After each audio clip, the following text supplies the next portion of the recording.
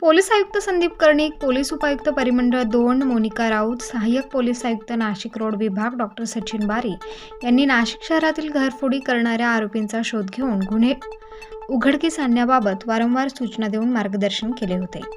6 February रोजी फिर्यादी सुहासिनी विष्णू साने या घरातून बाहेर गेलेल्या असताना अज्ञात इसमाने कशाच्या तरी सहाय्याने घरात प्रवेश करून घरातील एकूण 22 तोळे वजनाचे सोन्याचे दागिने चोरून नेले अशी तक्रार प्राप्त झाल्याने पोलीस उपायुक्त परिमंडळ 2 मोनिका राऊत, सहाय्यक पोलीस आयुक्त नाशिक रोड विभाग डॉ. सचिन बारी यांनी ताबडतोब घटनास्थळी भेट देऊन नाशिक रोड विभागाचे सचिन बारी त्यांच्या मार्गदर्शनाखाली उपनगर पोलीस ठाण्याचे जितेंद्र सपकाळे यांना आरोपींचा शोध घेऊन अटक करण्याचे आदेश दिले. उपनगर पोलीस ठाण्याचे जितेंद्र सपकाळे यांनी उपनगर पोलीस ठाणे गुन्हे शोध पथकाचे अधिकारी सचिन चौधरी व पथक यांना आरोपींचा शोध घेऊन गुन्हा उघडकीस आणण्याबाबत आदेश केले. त्यानुसार जयंत शिंदे यांनी सीसीटीव्ही कॅमेऱ्याच्या मदतीने मिळवलेल्या माहितीच्या आधारे तसेच चौधरी गौरव गवळी यांनी तांत्रिक विश्लेषणाच्या मदतीने आरोपींचा शोध घेऊन आरोपी दत्तू साहेबराव पाटील याला अटक केली.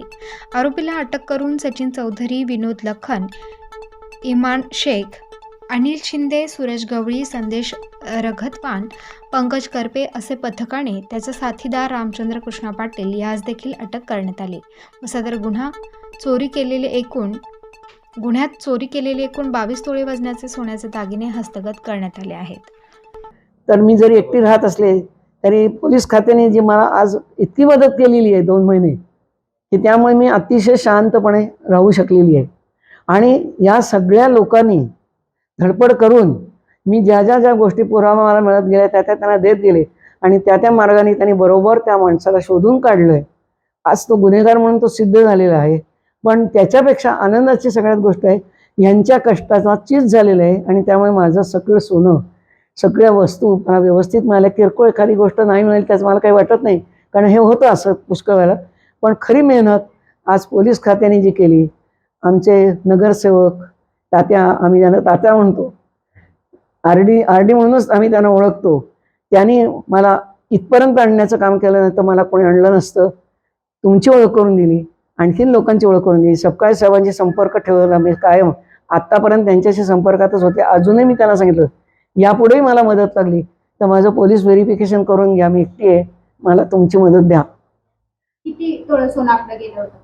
माझं जवळ 18 का 19 तोळे गेलेलं होतं. तेवढं सगळं आलेलं आहे. हां हां हां जेवढं माझ्या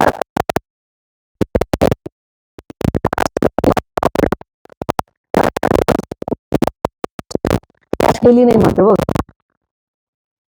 झाले ते जाळलेले आहेत. आणि एक चायनाहून स्पेशल चायना आणला तर तो त्याने तोडून दिलेला जाऊ दे. पण याच्यापेक्षा सगळ्यात महत्त्वाची गोष्ट, आज माझ्या आठवणीतलं, आयुष्यातल्या सगळ्यातल्या आठवणीत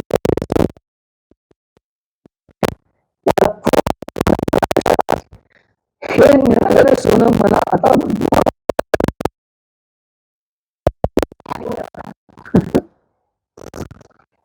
उपनगर पोलीस स्टेशन या ठिकाणी 6 फेब्रुवारी 2024 रोजी एका वृद्ध महिलेने तक्रार दिली होती की तिच्या घरातून तिच्या मालकीचे असणारे 22 तोळे सोने हे अज्ञात व्यक्तीने या ठिकाणी चोरून नेलेले आहेत.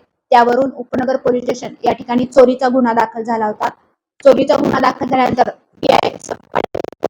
व डीबी टीम यांनी तपासाची चक्र या ठिकाणी फिरवली आणि तांत्रिक गोष्टीचं या ठिकाणी विश्लेषण केल्यानंतर आरोपी दत्तू साहेबराव पाटील याला ताब्यामध्ये घेण्यात आलं आणि त्याच्याकडून सदर गुन्हा हा उघडकीस आलेला आहे आणि गुन्ह्यामध्ये गेलेलं जे 22 तोळे सोनं आहे ते सर्व तोळे या ठिकाणी हस्तगत झालेलं आहे. सदर गुन्ह्यामध्ये 100% रिकव्हरी झालेली आहे आणि अशा प्रकारचा तपास हा पुढे देखील या ठिकाणी चालू राहणार आहे. सदर तपास हा PI सपकाळे यांच्या मार्गदर्शनाखाली API चौधरी आणि पूर्ण डीबीच्या टीम यांनी सदर कामगिरी केलेली आहे. प्रतिनिधी मोहसिन पठाण, स्टार न्यूज, नाशिक.